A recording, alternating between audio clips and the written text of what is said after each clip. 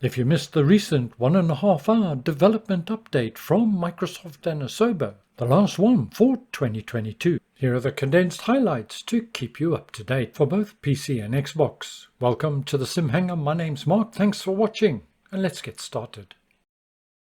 First of all, we'll turn our attention to the Xbox, and following Sim Update 11, users have noticed a reduced level of detail, particularly in built-up areas.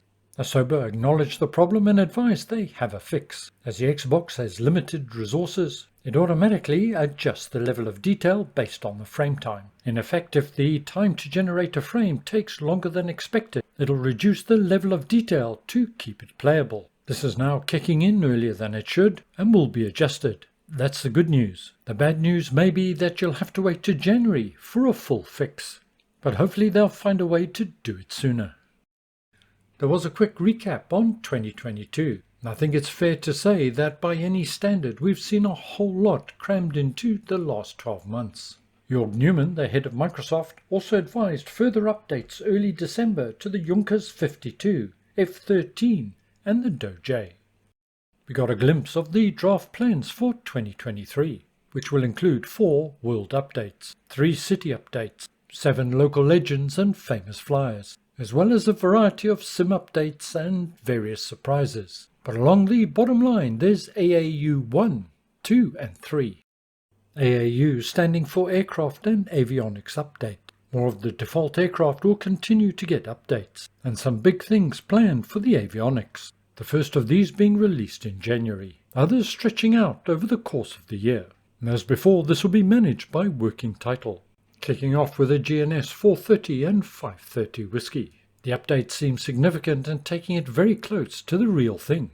If you're looking for more details, I'll leave a link to the Q&A in the notes below the video. Highlights include full RNAV capability, keyboard entry mode which will be welcomed by many, satellite simulation, procedural previews, and enhanced maps, options and settings. And I must say, some of these pictures are looking very impressive indeed. The Cessna CJ4 is going to get a complete overhaul, including a new soundscape, new flight model, and the avionics again being done from the top down. Visually there'll be a simile of their real-world counterparts, improved functionality allowing complex procedural planning and maneuvers, traffic alerts, and just like in the real aircraft, split FMC and MFD panels, which you can configure. The Garmin G1000 and 3000 haven't been neglected, they are also in the plan, and working title advised they've been designed from the ground up. And they say if you took a screenshot of the real thing and their version, well, you wouldn't be able to tell them apart, and features full functionality. Highlights include the ability to define user waypoints on the G3000, and a plug-in system for developers has been designed to make it easier for third parties. Another aircraft lined up for the upgrade is the TBM 930. Interestingly, it's going to feature a fully modelled electrical system. And the one thing I'm excited about is going to feature open doors, so a bit of fresh air at last. The Cessna Citation Longitude is also going to get a makeover, with a brand new flight model, full traffic system, and a fully incorporated auto throttle, which will be welcome news to many.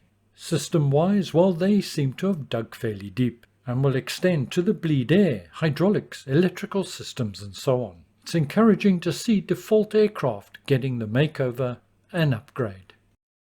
Microsoft also announced the next world update will be New Zealand and is scheduled for release in February 2023, developed partly by Orbix as well as other third parties, and details in terms of number of POIs, airports, photogrammetry, etc. are still provisional at this time. It'll feature 4 bespoke airports, probably more, POIs are likely to be expanded, and 6 photogrammetry cities. An updated New Zealand will be a welcome addition to the Microsoft Flight Simulator world. Releasing at the same time as the world update is Local Legend 8. It's the de Havilland Canada -4 Caribou.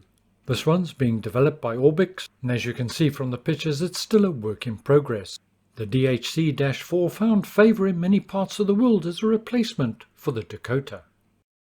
Sim Update 12 will be released in March next year.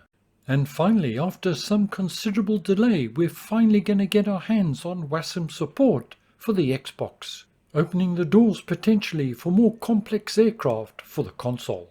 And one such aircraft many of us have been waiting for is the ATR 42 or 72-600, being developed by Hans Hartmann.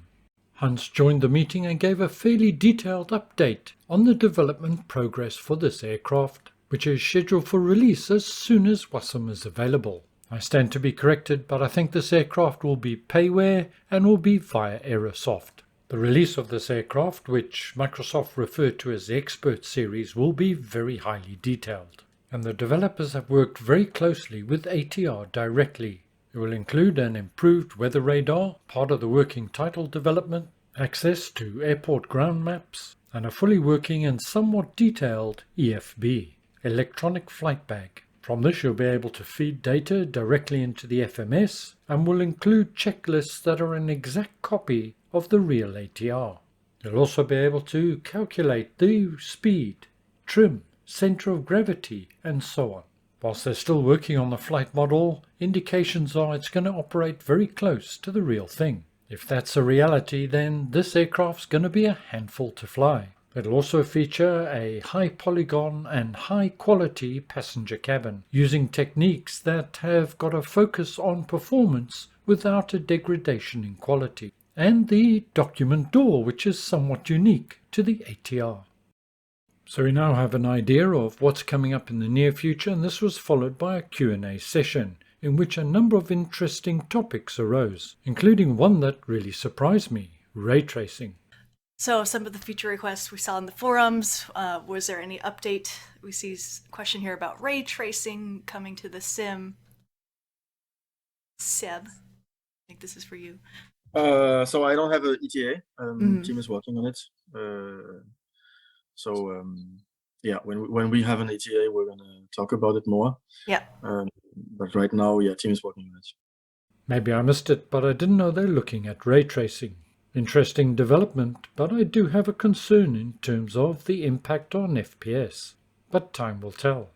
Marcel unfortunately wasn't available for the Q&A, so we weren't able to get anything definitive in terms of blurry numbers in the cockpit. But Jorg did have something to say about the photogrammetry following the World Update for Canada, and also a general comment regarding bridges. So one of the things, so I think we had a fantastic year with you all. So thank you for all that. There's one thing that I'm not exactly proud of, which is the 10 cities in World Update Canada. And I just wanted to assure everybody that we are hard at work to making them better. Okay. And on top of that, I also want to say I am, like you, quite tired of bridges that I can't fly under. So we put a team on. It's gonna take time, but we put a team on fixing all the 3D bridges, all the ones that you can realistically fly under. Right, there's little foot bridges and stuff. We're not gonna fix those, but there's a team at Gaia now fixing bridges, and we will release them sort of as we go. Well, everybody, I hope you found this useful and informative. Thanks for joining me today. Take care, look after yourselves. I'll see you all again very soon, and bye for now.